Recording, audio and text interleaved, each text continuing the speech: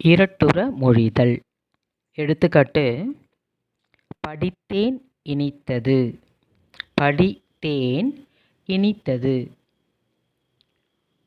தொடர் 1, பொருள் 2. முதலில் பார்ப்போம். படித்தேன் இனித்தது. இந்த தொடரானது ஒரு நல்ல நூலை படித்தேன் இனித்தது என்று பொருள் வருவது கண்கூடு. இன்னொரு பொருள், ஒரு படி தேன் இனித்தது. தொடர் 1, பொருள் 2. ஒரு சொல்லோ தொடரோ இரு பொருள்படும்படி அமைவது இரட்டுற மொழிதல் என்று கூறுவர். இந்த இரட்டுற மொழிதல் நாம் எடுத்துக்கொண்டுள்ள இந்த செய்யுள் பகுதி இரட்டுற மொழிதல் எனும் வகையை சார்ந்தது. இதை எழுதியவர் சந்தக் கவிமணி தமிழ் அழகனார். இப்பொழுது நாம் செய்யுளை பார்ப்போம்.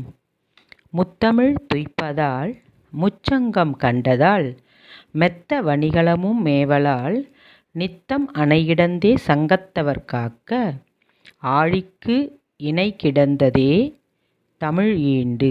இது தனிப்பாடல் திரட்டு அப்படின்ற செய்யுள் பகுதியிலேருந்து கையாண்டுள்ளாங்க.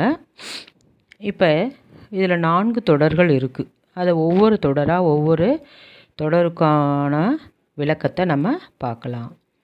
இப்போ முத்தமிழ் துய்ப்பதால் இது ஒரு தொடர். முச்சங்கம் கண்டதால் இது 2வது தொடர். மெத்த வணிகளமும் மேவலால் இது 3வது தொடர். நித்தம் அணை கிடந்தே சங்கத்தவர் காக்க இது 4வது தொடர். இப்பொழுது ஒவ்வொரு தொடராக விளக்கத்தை நாம் பார்க்கலாம். முத்தமிழ் துய்ப்பதால். முத்தமிழ் என்றால் என்ன? இசைத்தமிழ், இயல் தமிழ், இசைத்தமிழ், நாடகத்தமிழ். துய்ப்பதால் என்ன பொருள் என்றால் கற்பதால். அப்போ நம்ம இயல், இசை, நாடகம் 3 தமிழையும் கற்பதால் அப்படின்ற பொருளை நம்ம இந்த இடத்துல எடுத்துக்கணும். முதல்ல தமிழுக்கான 4 தொடர்களுக்கும் தமிழுக்கான விளக்கத்தை பார்த்துருவோம். பிறகு கடலுக்கான 4 தொடர்களுக்குமான கடலுக்கான விளக்கத்தை நம்ம ஒவ்வொன்றா பார்க்கலாம். சரிங்களா? இப்போ இதில் 3 வகையான சங்கங்கள் இருக்குது. இப்போ எப்படி முத்தமிழ் 3 வகையாக பிரிக்கப்பட்டிருந்துச்சோ அதே மாதிரி அந்த காலத்தில் முச்சங்கம் கண்டதால் அப்படின்னு வருது இல்லைங்களா? முச்சங்கம் அப்படின்ற பொழுது 3 ஆகிய